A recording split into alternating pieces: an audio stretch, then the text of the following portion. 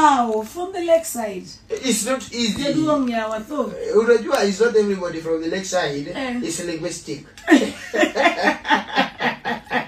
Umesema ni Orengo? Yes. Pielo Lumumba. Na babu wenu.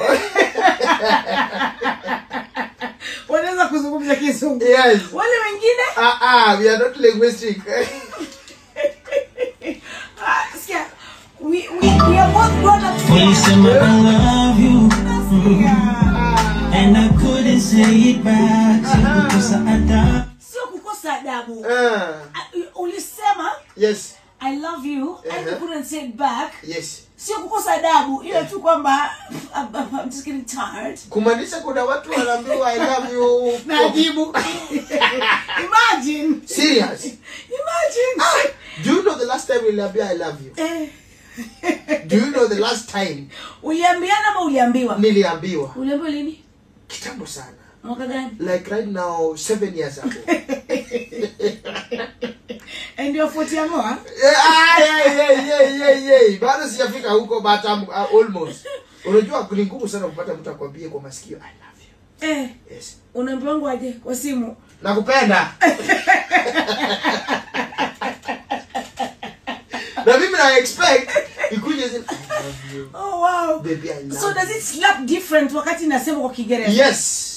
Yes. I love you in Imagine hata dema kikuita honey is different na mpenzi wangu. Ngoja. Sasa mbona unayeyusha lugha ya Kiswahili? Kumaanisha kuna zile words ukisema na lugha ya Kiingereza inatoka vizuri sana. Unajua kama I love you baby. You are handsome baby. You are hot baby. Sasa ngoja. Kani bali you are hot baby na Kiswahili ni? You are hot baby. Hebu niambie na Kiswahili mtu anasema aje? So wewe ni moto. Ni baby unajua unakuanga moto. Yaani wewe ni mtanashati. Eti nini? Mtanashati.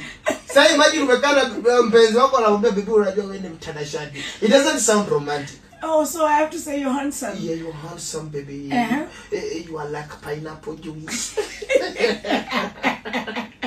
You are like a cocktail of apple and mango. Sasa mchanganyiko. Yes, you have to look the cocktail. Nakwambia maji ya sharbete. Hiyo ndio gani? Eti nini? Maji ya sharbete. Maji ya sharbete. Mchanganyiko jamani wa kuna siku nilikuwa Mombasa.